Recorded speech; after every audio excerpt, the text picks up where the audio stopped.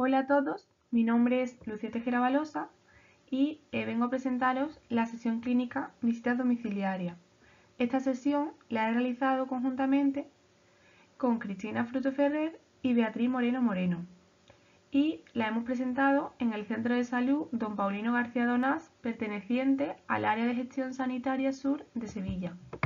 Aquí podemos ver el resumen de los contenidos de esta sesión, empezando por visita domiciliaria, marco conceptual, siguiendo con ley de dependencia, el desarrollo de la visita domiciliaria, atención y seguimiento a cuidadores y por último, escuela de cuidadores. Vamos a empezar a desarrollar los contenidos del apartado número 1, visita domiciliaria, marco conceptual. Según la OMS, la visita domiciliaria es aquella modalidad de asistencia programada que lleva al domicilio del paciente los cuidados y atenciones biopsicosociales y espirituales. En ella se va a llevar a cabo la valoración, detección y seguimiento no solo de aquellos problemas de salud, sino también de los problemas sociales que pueda presentar, con el objetivo de potenciar la autonomía y mejorar la calidad de vida del paciente, su familia y el cuidador o la cuidadora. Como podemos ver, en la Ley General de Sanidad 14/1986 del 25 de abril aparece reflejada la visita domiciliaria, concretamente en el capítulo 2 de las actuaciones sanitarias del sistema de salud y en el artículo 18. Tal y como podemos ver, dentro de la cartera de servicio de atención primaria del Servicio Andaluz de Salud figura la atención sanitaria a problemas específicos. De estos, nos vamos a centrar en la cartera de atención domiciliaria, compuesta por atención al alta hospitalaria, a personas inmovilizadas, a personas en situación terminal, a cuidadoras y, por último, a ancianos residentes en instituciones. Vamos a comenzar con la atención al alta hospitalaria. Esta se define como la continuidad de cuidados en el domicilio que se oferta por parte del médico, pediatra o enfermera a personas que tras cursar alta hospitalaria el hospital informa sobre las necesidades asistenciales de los mismos. Este servicio tiene como objetivo fundamentalmente a personas que mantienen un nivel de dependencia tras el alta que precisa guía y orientación en los cuidados o bien podrían generar un reingreso hospitalario o una utilización inadecuada de los servicios de urgencia. Dentro del servicio de atención a la alta hospitalaria se incluye el contacto con el usuario familiar con el objetivo de conocer su situación y concertar una primera visita domiciliaria. Tras este contacto se establecerá un plan de cuidado con visitas domiciliarias protocolizadas según las necesidades de cada caso. En cuanto a la atención a personas inmovilizadas, es la atención sanitaria que se presta en el domicilio del usuario dirigida a personas que, independientemente de la causa, se encuentran en las siguientes situaciones por un tiempo previsiblemente superior a 2 meses. Bien, personas que se vean obligadas a pasar la mayor parte de su tiempo en cama y que solo puedan abandonarla con la ayuda de otras personas, o bien personas con una gran dificultad para desplazarse que les impide salir de su domicilio, salvo casos excepcionales. Los objetivos de este servicio son dos. Por un lado, sería favorecer la recuperación de la independencia en aquellas necesidades que conservan algún potencial, reforzando y mejorando la fuerza, conocimiento o voluntad. En aquellas necesidades en las que no se pueda intervenir sobre las fuentes de dificultad, se adoptará más bien un objetivo de suplencia, mediante la compensación de las limitaciones para el autocuidado, con el objetivo de permitirles vivir en las mejores condiciones posibles de acuerdo con su edad y su situación de salud. Respecto a la atención a personas en situación terminal, es aquella atención sanitaria a domicilio que se va a ofertar a las personas con una enfermedad avanzada, progresiva e incurable, multisintomática, sin posibilidad razonable de respuesta a tratamiento específico y con un pronóstico de vida inferior a 6 meses. El objetivo en este grupo va a ser el confort de los pacientes, favoreciendo el respeto a sus valores y a sus voluntades. Además, la atención debe ser integral, cubriendo aspectos físicos, emocionales, sociales y espirituales de la persona. Por último, destacar que los instrumentos básicos son el control de síntomas, el soporte emocional y la comunicación. Dentro de la atención a cuidadora se define como la atención integral proporcionada a personas del entorno del paciente que desarrollan el rol de cuidador familiar. Esta atención va a implicar valoración de necesidades y respuestas humanas, posibles problemas de colaboración que pudieran presentar y la guía y orientación sobre recursos para el cuidado. El objetivo del servicio va a ser atender las necesidades propias de la cuidadora, tanto las derivadas de su condición de cuidadora como las relativas a sus problemas de salud personales. Bueno, pues ahora vamos a desarrollar los contenidos del punto 2, Ley de Dependencia. En primer lugar, destacar que la Ley de Dependencia queda recogida en la Ley 39/2006 del 14 de diciembre de promoción de la autonomía personal y atención a las personas en situación de dependencia. Las personas en situación de dependencia son aquellas personas que necesitan ayuda permanente de otras para realizar las actividades básicas de la vida diaria. Pueden ser causadas bien por una discapacidad, bien por una edad avanzada, por una enfermedad crónica, accidente o pérdida de funciones fisiológicas, pero que además suponga una falta o pérdida de autonomía física, de autonomía mental o intelectual o pérdida de autonomía sensorial. Aquí podemos ver los 5 pasos necesarios para obtener el reconocimiento de la situación de dependencia y la asignación de un servicio o prestación. En primer lugar, deberíamos presentar la solicitud de manera presencial o bien de manera telemática del reconocimiento de la situación de dependencia. En segundo lugar, sería la valoración de la situación de dependencia, donde enfermería tiene un principal protagonismo. Y este paso voy a explicarlo un poquito más a continuación. En tercer lugar, sería la comunicación de la situación de dependencia, que llegará por correo la resolución del grado de dependencia reconocido. En ese momento se sabrá el paciente si está o no en situación de dependencia y en función del grado reconocido va a conocer los servicios y prestaciones a los que podría acceder y el momento en el que tendrá efecto el derecho a estos servicios. En cuarto lugar, sería la elaboración del programa individual de atención, donde el trabajador social llamará y concertará una visita para conocer la situación sociofamiliar, escuchar y, de acuerdo al grado y nivel de dependencia, estudiará el recurso más idóneo para cubrir las necesidades de atención. Luego, por último, sería el paso número 5, que sería la comunicación de la asignación del servicio o prestación. En la última fase del proceso, donde llegará la resolución del recurso más idóneo, la fecha de efectividad del mismo y la aportación económica a realizar en caso de que el recurso sea un servicio. Bueno, pues terminando ya con este apartado, vamos a explicar lo que viene siendo el paso número 2, valoración de la situación de dependencia, que lo lleva a cabo enfermería, donde contacta con el usuario familiar para concertar una visita domiciliaria, donde valorará la capacidad para llevar a cabo las actividades básicas de la vida diaria, así como otro tipo de necesidad de apoyo y supervisión en el caso de personas con discapacidad intelectual o enfermedad mental. En esta valoración se tendrá en cuenta informes sobre la salud de la persona y sobre el entorno en el que viva, además de ayudas técnicas, órtesis y prótesis que le hayan sido prescritas al paciente. Por último, y terminando ya con el paso número 2, valoración de la situación de dependencia, destacar que enfermería determina las diferentes situaciones de acuerdo con el baremo de valoración de la dependencia.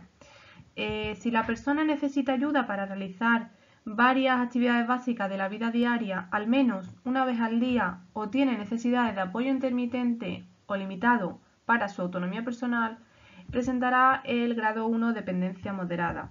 Si la persona necesita ayuda 2 o 3 veces al día para llevar a cabo las actividades básicas de la vida diaria, pero no requiere apoyo permanente de un cuidador o tiene necesidades de apoyo extenso para su autonomía personal, presentará una dependencia severa grado 2.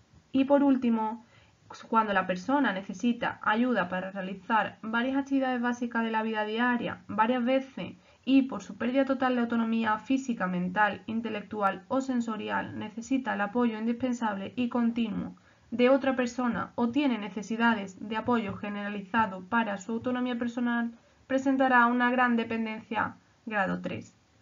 Y a través de estos tipos de dependencia, pues la persona pues, va a necesitar una prestación o servicio u otra, ¿vale? Y de ahí el importante papel de enfermería para realizar una buena valoración. Bueno, pues vamos a desarrollar a continuación los contenidos del punto número 3, titulado El desarrollo de la visita domiciliaria. En líneas generales se comentará el recorrido desde que llega un aviso al centro de salud correspondiente hasta que se registra la intervención en la historia de salud digital por cualquier profesional que intervenga, incidiendo en los contenidos de la propia visita domiciliaria. Antes de comenzar, sí me gustaría explicar qué hace esta frase aquí. Y es que durante la realización de este trabajo tuve un pequeño momento de reflexión. Y si bien es cierto que las visitas domiciliarias es una de las actividades más ampliamente realizadas en atención primaria, existe un escaso conocimiento de los objetivos y de la finalidad más allá de la realización de una técnica determinada en domicilio, como puede ser la extracción de una analítica o la realización de un INR. Con esto, y cito textualmente la frase que incluyo: el que no sabe lo que busca no entiende lo que encuentra. Es decir, si no conocemos en profundidad el perfil de paciente de atención domiciliaria, la patología, los recursos disponibles, el sistema, no podremos identificar aquellas carencias, aquellas necesidades y actuar en consecuencia. Por tanto, me ha parecido una reflexión importante a la hora de abordar lo que sería el desarrollo de una visita domiciliaria como tal. Bueno, entrando ya en materia, aquí tenemos una síntesis de la iniciativa de la atención. ¿A qué me quiero referir con esto? Pues cuando llega un aviso domiciliario al centro, este puede llegar por dos vías. Uno de ellas es por iniciativa del paciente o de la familia, es decir, el paciente o la familia detectan una necesidad, tienen una necesidad, normalmente suele ser de duración aguda, menos de un mes, suelen ser necesidades sanitarias y abordables desde atención primaria. Y el paciente o el familiar acuden al centro de salud a solicitar que el enfermero vaya a su domicilio. Normalmente los familiares, ya que si el paciente solicita que el enfermero vaya a domicilio es porque él no puede desplazarse. También hay otro tipo de visitas domiciliarias que se producen cuando el profesional detecta una determinada carencia o detecta una vulnerabilidad que quiere valorar en profundidad para identificar problemas y proponer posible plan de intervención. Esto se puede dar a través de las altas hospitalarias o sociosanitarias de pacientes, detección de personas que viven en situación de aislamiento social o con familias con capacidad limitada de apoyo, programas sociales de atención domiciliaria o información suministrada por la comunidad, por el vecindario. Entonces, poniendo como ejemplo, cuando en un día normal, en una jornada laboral en atención primaria, uno sale a su zona de avisos domiciliarios y un vecino pues le dice que su vecino de abajo pues está regular, pues entonces el profesional decide realizar una visita domiciliaria programada a esa persona y valorar un conjunto de necesidades. Normalmente estos suelen ser procesos subagudos, entendiendo como subagudo una duración mayor de un mes, menor de 6 meses. Necesidades en la tabla aparecen recogidas como no sanitarias. Hay veces que se corresponden con sanitarias, pero en la mayor parte de ocasiones suelen ser necesidades también de tipo social, en la que tienen que intervenir pues un grupo de profesionales multidisciplinar. Y bueno, pues hay veces que se necesita coordinación hospitalaria para poder resolverlas. Al hablar de perfil de paciente, me gustaría resaltar el término inmovilizados. Los inmovilizados son aquellos pacientes subsidiarios de atención domiciliaria por parte del profesional que los atiende. Y ocurre que bajo este término nos podemos encontrar diferentes perfiles de pacientes que cumplen el criterio de inmovilizados aunque su causa sea diferente. Por ejemplo, al hablar de inmovilizado hablamos de personas en situación de dependencia. Ese más o menos sí lo tenemos todos claro. Pero, por ejemplo, también podemos etiquetar como inmovilizado a un paciente crónico complejo o crónico complejo priorizado con limitación funcional. ¿Qué quiere decir esto? Antes de nada, un paciente crónico complejo es aquel que cumple categorías de complejidad y que es clasificado como tal. Y un paciente crónico complejo priorizado es aquel que entre esas enfermedades crónicas se encuentran EPOC y o insuficiencia cardíaca. Al añadir el término limitación funcional me refiero que aunque esta persona pueda llegar a ser autónoma para las actividades de la vida diaria, es decir, pueda trasladarse por el domicilio, es una tarea bastante dificultosa porque, por ejemplo, tiene un nivel de disnea que le impide realizar con normalidad las actividades de la vida cotidiana y que produce cada 2 por 3 pues tenga que parar y sentarse. Esta persona que tiene serias dificultades para acudir, para desplazarse y que puede que se encuentre con una problemática social o con una escasa red de apoyo que le impide tener medios para acudir al centro de salud, se puede clasificar como inmovilizados. Es cierto que precisa de una valoración por parte del profesional, pero también nos podemos encontrar este tipo de pacientes. Añado también pacientes con enfermedad terminal, tanto oncológicos como no oncológicos, y pacientes en situación de últimos días. Los separo porque los objetivos que nos plantearemos serán diferentes con unos y con otros. Y por supuesto, en el último lugar, pero no menos importante, la atención a los cuidadores, que ya ha estado explicando mi compañera y después lo explicará mi otra compañera. Cuando tenemos un paciente en domicilio, el cuidador pues precisa de una valoración y de una identificación de problemas de la misma forma que la persona que estamos atendiendo.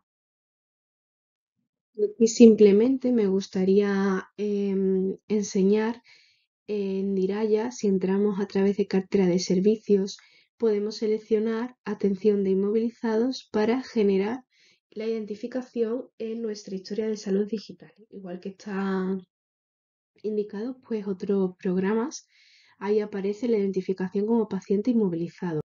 Asimismo, también podemos encontrar la clasificación como anciano autónomo, anciano dependiente o frágil o en riesgo en función de su nivel de autonomía y capacidad para la realización de las actividades de la vida diaria. Bueno, ya hemos estado comentando anteriormente que cuando se solicita un aviso al centro de salud, bien por parte del paciente o del familiar que acude al centro de salud, en nombre del paciente que lo solicita, o bien por parte del profesional que identifica una necesidad de realizar una visita domiciliaria programada. El siguiente paso sería calendarizar la visita. Es importante tener en cuenta el motivo, si el paciente es conocido o no y por tanto necesita una valoración más amplia, las condiciones de acceso a la vivienda, la duración de la visita domiciliaria a la hora de calendarizarla. ¿Por qué? Porque es obvio, si realizamos una visita, no todas las visitas domiciliarias tienen la misma duración. Por tanto, necesitamos realizarla en un periodo en el que sepamos con seguridad de que por lo menos se puede realizar una visita domiciliaria óptima con el tiempo que tenemos. Respecto a la planificación, bueno, pues no es más que la preparación y la realización de un mapa conceptual de la situación que nos encontramos. Para ello, pues es necesario revisar pruebas complementarias como analíticas, alguna prueba de imagen en función de la patología, últimos informes si el paciente ha estado ingresado, por ejemplo, revisión del estado vacunal por si hay que llevar alguna vacuna, etcétera. Una vez tenemos estas tres fases hechas, se produce la realización de la visita y el posterior registro en la historia clínica de salud. Bueno, se comentaba con anterioridad en la fase de realización de la visita la importancia de la valoración de enfermería. La valoración de enfermería no es más que una recogida exhaustiva de datos que permiten identificar problemas y necesidades, crear un plan de intervención, plantear unos objetivos y actuar en consecuencia. Por último, valorar los resultados y en el caso de que no sean los esperados, pues reevaluar, ¿vale? Aquí he incluido 11 líneas, ¿vale? Unas pinceladas, unas líneas generales sobre una valoración de enfermería. Sigo el modelo de los patrones de salud de Mayor y Gordo, los 11 patrones funcionales. Esto me gustaría comentar que es una decisión personal individual ajustada a las características y forma de trabajar de cada profesional. No hay un patrón ni un modelo mejor que otro. Simplemente, bueno, pues unos que se ajustan mejor a otros y ya está. Concretamente, para mí este me permite recoger una gran cantidad de información de manera muy dinámica. No obstante, traigo unos cuantos para poder ver varios tipos de valoración, ¿vale? Lo importante es recoger la información y sintetizarla, ¿vale? Bueno, en el primer punto vamos a valorar los antecedentes personales y familiares. Quiere como si la conoce el manejo del régimen terapéutico, es decir, si la persona conoce su patología, conoce la medicación que está tomando, cuándo debe tomársela, por qué vía debe administrársela, y en el caso de que no sea capaz de hacerlo, se valora a la persona que es la encargada de esta tarea, ¿vale? Bueno, también me gustaría incidir en la importancia de revisar los fármacos, ¿vale? Con los criterios Stop-Start. ¿Por qué? Porque la polifarmacia constituye un gran problema, una gran problemática, más en los pacientes inmovilizados y que está en auge y en tendencia en los últimos años, ¿vale? Por tanto, es importante aprovechar todos estos contactos asistenciales para hacer una revisión y una conciliación de la medicación. Es también en este punto donde se valoran las alergias y el estado de vacunación, y en el caso de que falte alguna vacuna que esté indicada por edad, por patología, por pertenecer a algún grupo de riesgo, pues se administra la vacuna. ¿Vale?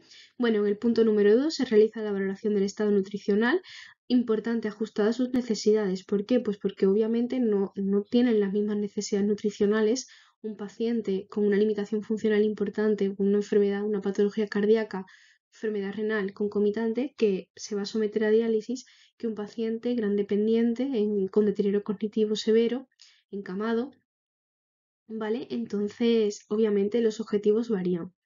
Para ello, bueno, pues utilizamos los parámetros antropométricos, utilizamos la diámetro braquial, se realizan analíticas y se valora, bueno, pues para poder actuar en consecuencia. No lo he comentado, pero las escalas de valoración, que las tenemos aquí también en una lista, nos ayudan a tener una puntuación objetiva de los datos que estamos recogiendo. En el caso del estado nutricional, tenemos el MNA, el Mini Nutritional Assessment, ¿vale? Y también es importante valorar los sondajes nasogástricos, si hay presencia de dispositivos de alimentación, sondaje nasogástrico o gastrostomía. Lo pongo en el mismo, se valora en el mismo punto, ¿vale? Pero no es menos importante el estado de la piel, ¿vale? ¿Por qué? Porque las lesiones por presión que se pueden valorar por la escala, utilizando la escala de Norton, constituyen otro de los grandes problemas en personas inmovilizadas, ¿vale? En personas grandes dependientes, en pacientes gran dependientes, perdón. Aquí debemos de tener en cuenta sobre todo pues medidas preventivas enfocadas a los cuidadores formales o informales, ¿vale? En el patrón número 3, el punto número 3, eliminación, pues se valora la presencia de incontinencia urinaria. En el caso de que exista, pues hay que valorar, identificar qué tipo de incontinencia, medidas preventivas, un plan de intervención para esa incontinencia y en el caso de que se necesite, pues la prescripción de absorbentes en función del tipo de característica que tiene el paciente, ¿vale? También pues se valora si existen presencia de ostomías, ¿vale? Si el paciente, si es reciente, pues si se ha adaptado bien a la ostomía, cómo está la piel periostomal, si hace falta algún dispositivo para coordinarnos y contactar con la enfermedad de práctica avanzada de ostomías hospitalaria, ¿vale? Bueno, y en el caso de que exista sondaje vesical, pues valorar si es un sondaje vesical temporal, si es permanente, y en el caso de que haya necesidad de cambio, pues programar y pautar los cambios de sonda, ¿vale? De la sonda vesical. El punto número 4 valora la actividad cotidiana. Normalmente utilizamos el índice de Bartel para valorar las actividades básicas de la vida diaria y el índice del Autonii Brody para las actividades instrumentales de la vida diaria, ¿vale? Nos hacemos una idea de cómo es de funcionar el paciente, ¿vale? En el punto número 5 se valora el descanso, el sueño y descanso, ¿vale? Si existen problemas con la conciliación y el mantenimiento del sueño, ¿vale? Sobre todo, pues se incide y se trabaja medidas higiénico-dietéticas del sueño, por ejemplo, realizar el ejercicio o el periodo de mayor actividad dentro de las características del paciente alejado de la tarde-noche, ¿vale? Para no estar muy activos a la hora de dormir. Y revisar la medicación sedante para dormir, ¿vale?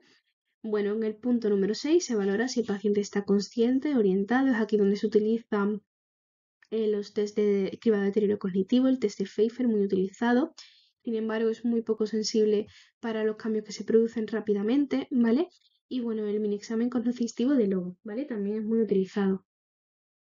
También se valora si hay un déficit visual, déficit auditivo, si están corregidos mediante lentes, ¿vale? O mediante lentes, ¿vale? Y si existe presencia de dolor, ¿vale? El dolor, pues bueno, pues nos vamos a intentar asegurar de que la persona tenga el dolor controlado la mayor parte del tiempo, ¿vale? Para valorar el dolor, pues tenemos la escala EVA, ¿vale? Bueno, al patrón número 7, cuando yo hablo de explorar el autoconcepto, ¿vale? Hablamos en líneas generales de si ha habido un cambio en la salud de la persona. Por ejemplo, si una persona anciana autónoma ha pasado a una anciana frágil o en riesgo, o una persona le diagnostica una enfermedad con un pronóstico grave. Bueno, pues todo eso al final influye en nuestro autoconcepto, en nuestra autoimagen y bueno, pues puede tener algún efecto negativo en la salud, ¿vale? Por eso es importante valorarlo. El punto número 8 es red social, valoración de la familia, de la dinámica familiar, si hay posibilidad de realizar genograma, si hay o no cuidador, cómo es el soporte social, ¿vale? Si el cuidador formal o informal, ¿vale? Si hay solicitud de la ley de dependencia, aquí tenemos la valoración social, el sociofamiliar de Gijón, ¿vale? O el test del ZARI test de ZARI para la sobrecarga del cuidador, ¿vale? Bueno, el patrón número 9, la sexualidad, es cierto que es un patrón que se valora muy poco. También es verdad que cuando tienes que priorizar unos objetivos, pues bueno, al fin y al cabo siempre priorizamos pues otro tipo de objetivos. En una sesión que di hace poco en mi centro, en el centro de salud donde yo trabajo, simplemente comenté que si tenemos la oportunidad, el- estamos frente a una persona consciente, orientada y que que establecemos una relación de confianza y nos comenta que esto supone un problema, pues hay que intentar buscar soluciones. Que las hay, seguramente las hay. El patrón número 10, valoración, bueno, afrontamiento del estrés, de problemas de ansiedad, de cómo está esa persona em, llevando todos los cambios en su estado de salud y tal.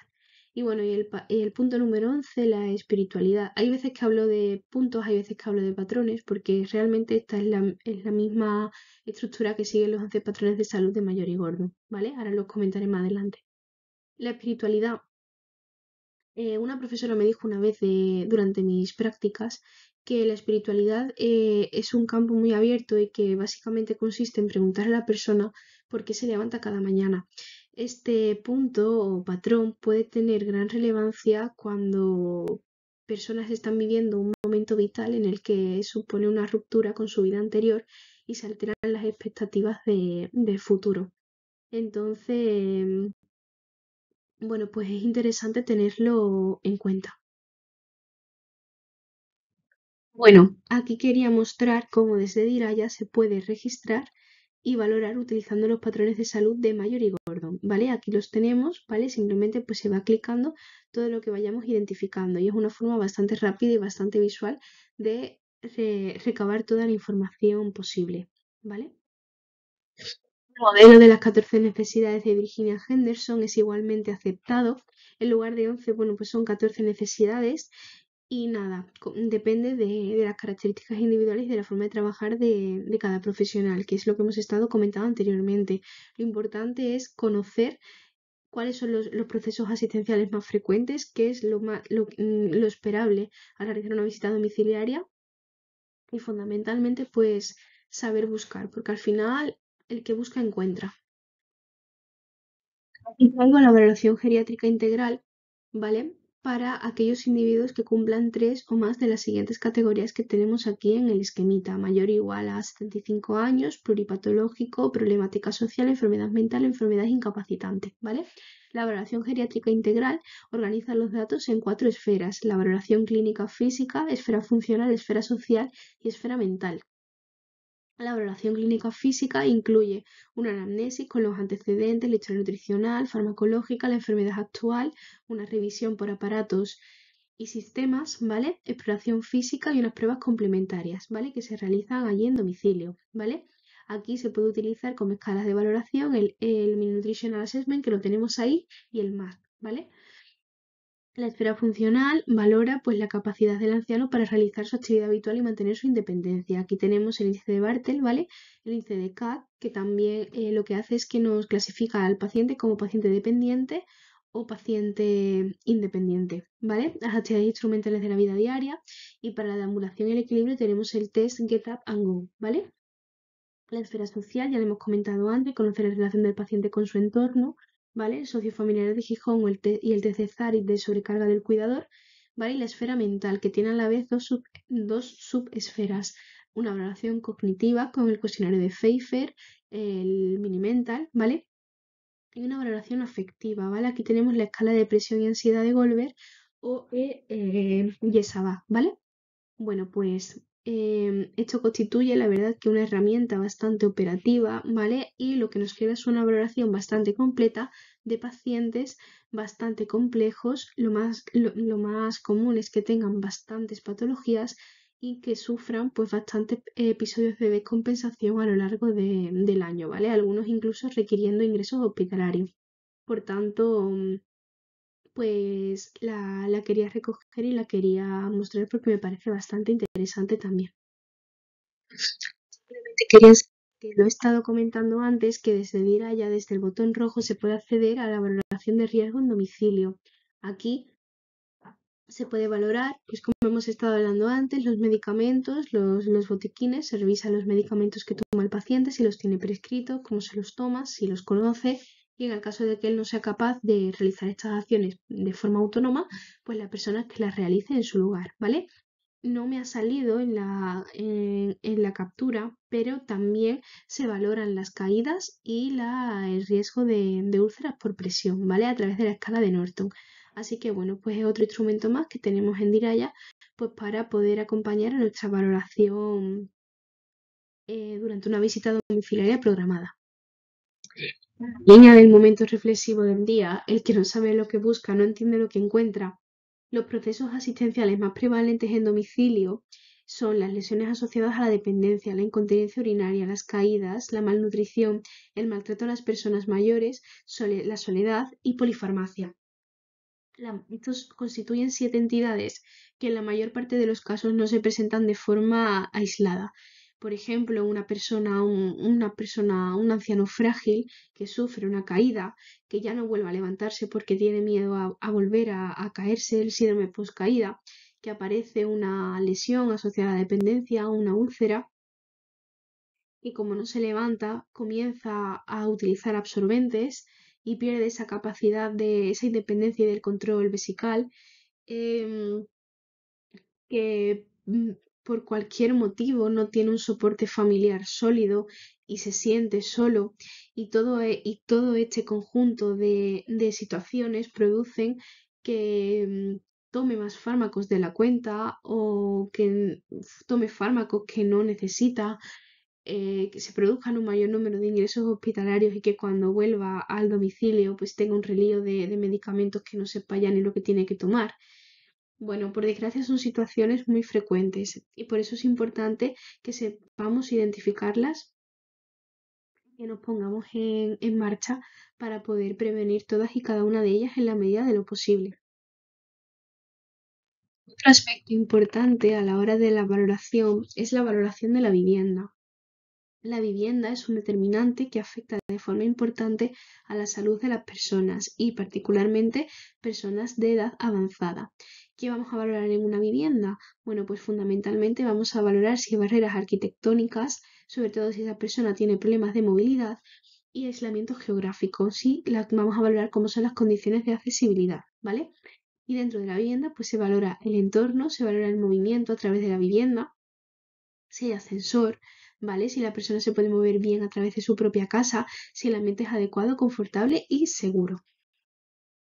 En Diraya se puede registrar en el mismo apartado donde se valora el grupo familiar las características de la vivienda. ¿Y por qué es útil esto? Pues porque, por ejemplo, cuando llega en verano el Plan Andaluz para la Prevención de los Efectos de las Temperaturas Excesivas sobre la Salud, también llamado de forma coloquial el programa de ola de calor, es muy cómodo pues ya tener identificado a todos aquellos pacientes pertenecientes a nuestro cupo de inmovilizados que viven en unas situaciones óptimas para que se produzca algún efecto indeseable por las altas temperaturas. Por tanto, al ya tenerlo valorado, pues podemos intervenir y podemos identificar más rápidamente a todas estas personas que puedan tener algún tipo de problemática ocasionada por las altas temperaturas. Bueno, todo esto que estaba comentando anteriormente tiene un objetivo y es que esta valoración de enfermería que se realiza en domicilio pretende identificar problemas y cuando identificamos problemas, hay una frase que me gusta mucho que es a los problemas soluciones. Pues la solución llega en forma de plan de actuación. Se plantean unos objetivos y unas intervenciones para cumplirlos. Y esto no es posible solamente, o sea, no es responsabilidad solamente de una persona. Interviene un equipo multidisciplinar que es el encargado de proporcionar a todas las necesidades de la persona, pues las posibles soluciones. Por tanto, juega un papel muy importante el médico de familia, la enfermera de familia, trabajador social, enfermera gestora de casos, psicólogos clínicos y en aquellos equipos que dispongan, pues podólogos, nutricionistas, terapeuta social, etcétera. Para finalizar, no me olvido de las técnicas y procedimientos que se pueden desarrollar en el domicilio. A nivel de programas, se pueden realizar infiltraciones, cirugía menor de urgencia, por ejemplo, una sutura tras una caída, cirugía menor programada, por ejemplo, recoger una biopsia, realizar una biopsia, perdón, de una herida que sugiera criterios de malignidad, seguimiento de enfermedades crónicas, como se realizan en las consultas, vacunación en campaña, seguimiento de pacientes en tratamiento con anticoagulantes y un largo etcétera, ¿vale? Y a nivel de técnicas, he querido poner aquí la foto de mi maletín de domicilios, el pequeño, porque el grande está en el coche, porque creo que reduce muy bien la gran cantidad de técnicas que se pueden realizar, desde sondaje nasogástrico para paracentesis hasta administración de medicación por cualquier vía, índice de tobillo-brazo, etcétera.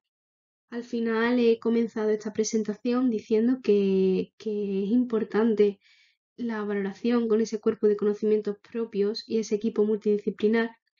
Y también son importantes, por supuesto, las técnicas, porque al final garantizamos que las personas inmovilizadas accedan a la cartera de servicios que ha explicado antes mi compañera en atención primaria en condiciones de equidad.